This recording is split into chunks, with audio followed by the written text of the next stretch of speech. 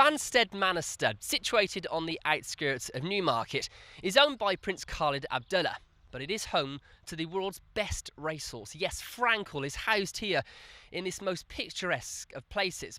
Now, Dubai Racing Channel has gained exclusive access to meet the horse himself and find out exactly how he's getting on in that first season at stud.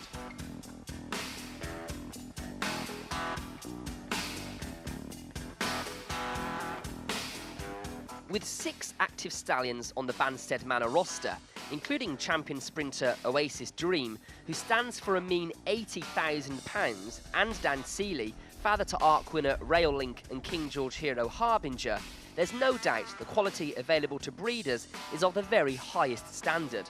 But there's a new kid on the block, and Frankel is fully aware that he's the main man of the manor.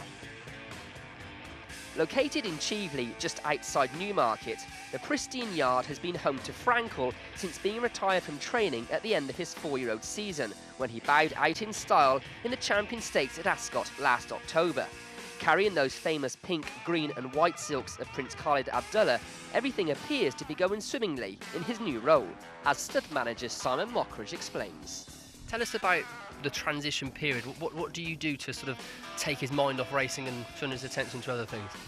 Well, I mean, he knows he's the most important horse wherever he is. You know, certainly when he was at Sir Henry's and he was in the barn there, he was very much the alpha male in that barn. He knew he was very special. He was always the first horse fed.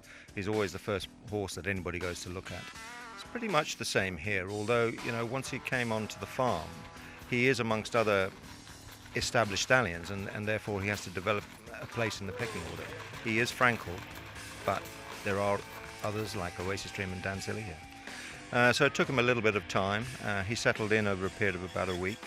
But once he was out into our exercise regime of walking and seeing the mares around the farm and going out in his paddock, he became very settled very quickly. And what's his general day-to-day routine? What does it consist of?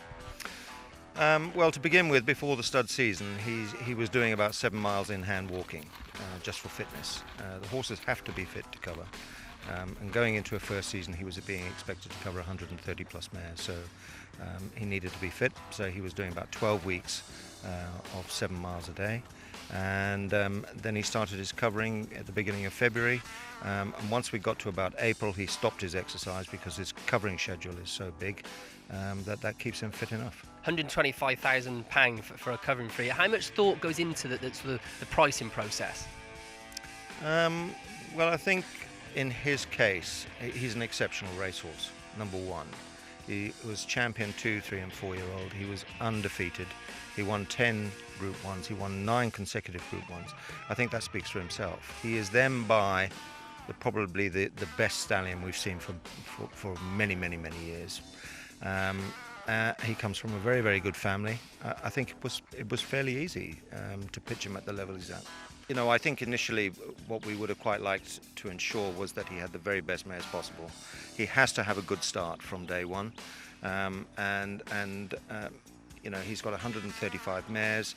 He had over 225 applications, and so it was a difficult choice. But you select breeders and you select mares.